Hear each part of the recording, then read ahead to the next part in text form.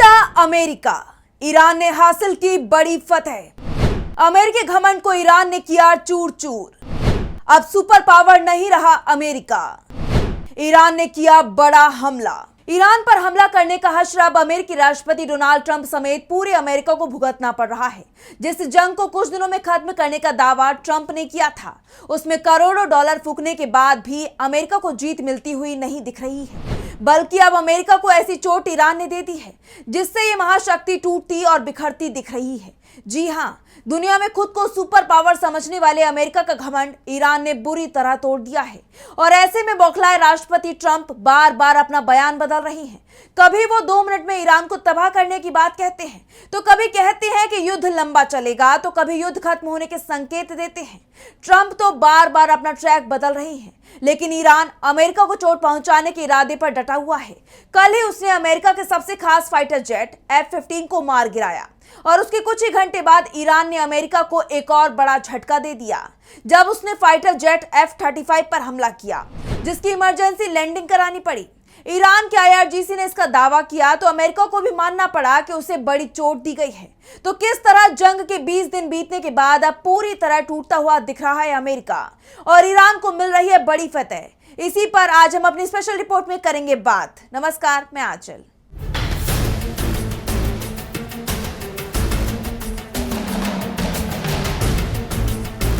Iran युद्ध की शुरुआत में अमेरिका ने दावा किया था कि वो ईरान के परमाणु संयंत्र को तबाह कर उसे घुटनों पर ले आएगा। अमेरिका और इजराइल ने मिलकर ईरान के supreme leader Ayatollah Ali Khamenei और सुरक्षा परिषद के सचिव अली लारिजानी समेत कई बड़े नेताओं और अधिकारियों की जान ले ली। लेकिन इसके बावजूद जंग के मैदान में ईरान न केवल डटा हुआ है, बल्कि उसने इन 20 दिनों में अमेरिका के 16 मिलिट्री जेट्स तबाह कर दिए हैं। इनमें ड्रोन और लड़ाकू विमान तो शामिल हैं ही, लेकिन इसमें एक नया नाम F-35 फाइटर जेट का भी जुड़ गया है। आपको बता दें कि F-35 एक अत्याधुनिक फाइटर जेट है जिस पर अमेरिका को बहुत घमंड था, लेकिन अब इसे ईरान ने हिट किया है, जिसके कारण इस विमान की इमरजेंसी लैंडिंग हुई है और इसे नुकसान पहुंचा है। इस नुकसान को देखकर लगता है कि ईरान ने युद्ध में अमेरिका को खून के आंसू रुला दिए हैं। F-35 को हिट करने का एक वीडियो भी सामने आया है। हालांकि हम इसकी पुष्टि नहीं कर सकते हैं, लेकिन सोशल मीडिया पर यह खूब तैर रहा है।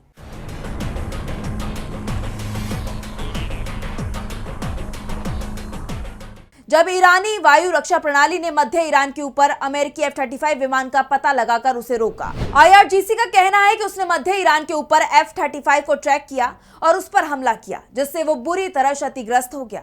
आपको बता दें कि F-35 को अमेरिका का सबसे एडवांस फाइटर जेट माना जाता है, लेकिन इसकी सारी एडवांसमेंट की धज्जियां ईरान ने उड़ा दी। गुरुवार को ईरान की जवाबी कार्रवाई में अमेरिकी F-35 स्टील्थ फाइटर जेट को निशाना बनाया गया। इसके बाद उसे मजबूरन इमरजेंसी लैंडिंग करानी पड़ी। CNN की रिपोर्ट के मुताबिक ये घटना तब हुई जब 5वीं पीढ़ी का ये घातक माने जाने वाला फाइटर जेट ईरान के ऊपर कॉम्बैट मिशन पर उड़ान भर रहा था।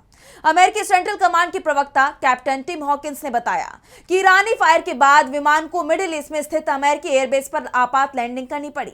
फिलहाल इस फाइटर जेट के नुकसान की जांच की जा रही है। आइए अब समझते हैं कि आखिर F-35 इतना खास क्यों है। तो आपको बता दें कि F-35 फाइटर जेट की प्रमुख विशेषताएं कुछ इस प्रकार हैं। अमेरिका का एक बेहद उन्नत 5वीं पीढ़ी का single seat single engine stealth fighter jet है। यह अपने उन्नत सेंसर, डेटा फ्यूजन, 1.6 मैक की गति और रडार में न आने की क्षमता, 0.0001 square metre radar cross section के लिए जाना जाता है। लॉकहीड मार्टिन द्वारा निर्मित ये बहुभूमिका यानी हवा से हवा और हवा से सतह पर मार करने में सक्षम है, जिसकी कीमत लगभग $100 मिलियन यानी लगभग 930 करोड़ रुपए से भी ज्यादा है।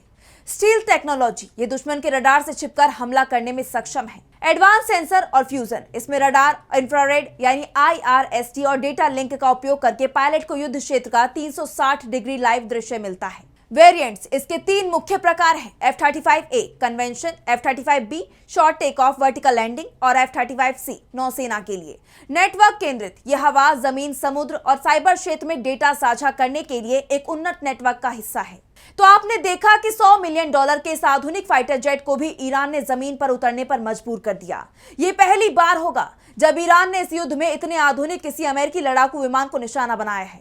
बता दें कि इस जंग में अमेरिका और इजराइल दोनों ही देश F-35 विमानों का इस्तेमाल कर रहे हैं। लेकिन अब इस फाइटर जेट का इस्तेमाल क्या ये दोनों हमलावर देश कर पाएंगे, इस पर सवाल है, क्योंकि F-35 स्टील्थ फाइटर जेट पर हमला होने का मतलब है कि ईरान के कुछ हिस्सों में अभी भी एयर डिफेंस सिस्टम सक्रिय है, जबकि अमेरिका का दावा तो ये था कि उसने ईरान की एयर डिफेंस सिस्टम को ध्वस्त कर दिया है, यानी तबाह कर दिया है। गुरुवार को ही रक्षा सचिव पीट हेग्सेथ ने कहा था कि अमेरिका निर्णायक जीत हासिल कर रहा है और ईरान का एयर डिफेंस सिस्टम पूरी तरह ध्वस्त हो गया है, लेकिन शाम तक उनके इस दावे की हवा निकल गई। अमेरिकी सेंट्रल कमांड के मुताबिक इस फाइटर जेट ने ईरान के ऊपर कॉम्बैट मिशन पूरा करने के बाद मिडिल ईस्ट में एक अमेरिकी बेस पर सुरक्षित लैंडिंग की है। लेकिन दूसरी तरफ इस घटना की जांच अमेरिका ने शुरू कर दी है।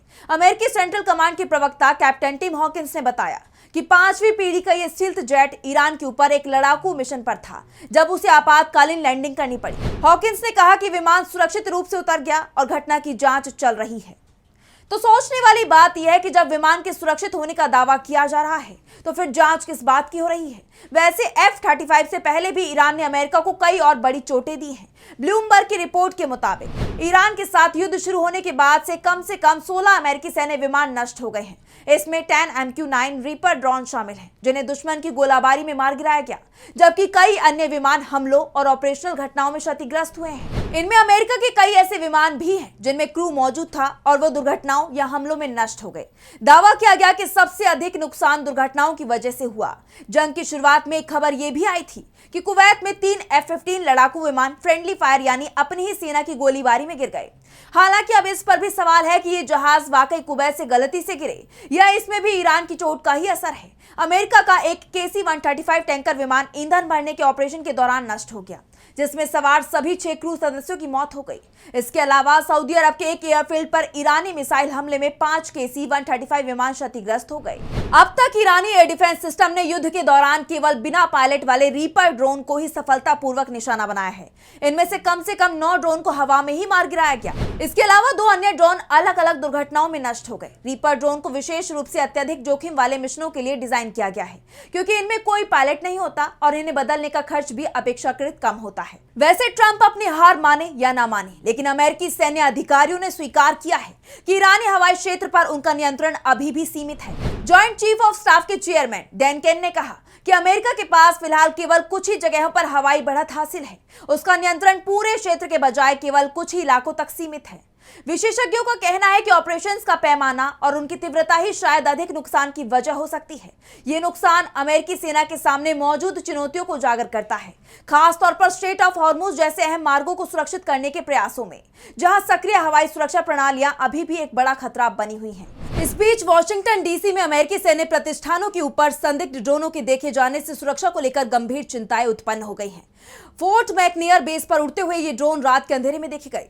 ये बेस यूएस सेंट्रल कमांड का मुख्यालय है और व्हाइट हाउस, पेंटागन तथा कैपिटल हिल के बेहद करीब स्थित है। रक्षा मंत्री पीट हेग्सेथ और विदेश मंत्री मार्को रूबियो सहित कई वरिष्ठ अधिकारियों के आवास भी इसी बेस पर हैं। इन ड्रोनों की पहचान अभी तक नहीं हो पाई है और न ही उनके स्रोत का पता चला है। आपको बता दें कि 28 फरवरी को युद्ध शुरू होने के बाद से इस इलाके में अलग अलग घटनाओं में 13 अमेरिकी सैनिक मारे गए हैं और करीब 200 घायल हुए हैं। ये तमाम नुकसान बता रही हैं कि ईरान जंग हार नहीं रहा, बल्कि अमेरिका हारता जा रहा है और टूटता भी जा रहा है। तो फिलहाल स्पेशल रिपोर्ट में बस इतना ही। वीडियो पसंद आया तो लाइक करें, साथ ही हमारे चैनल को सब्सक्राइब करें। नमस्कार।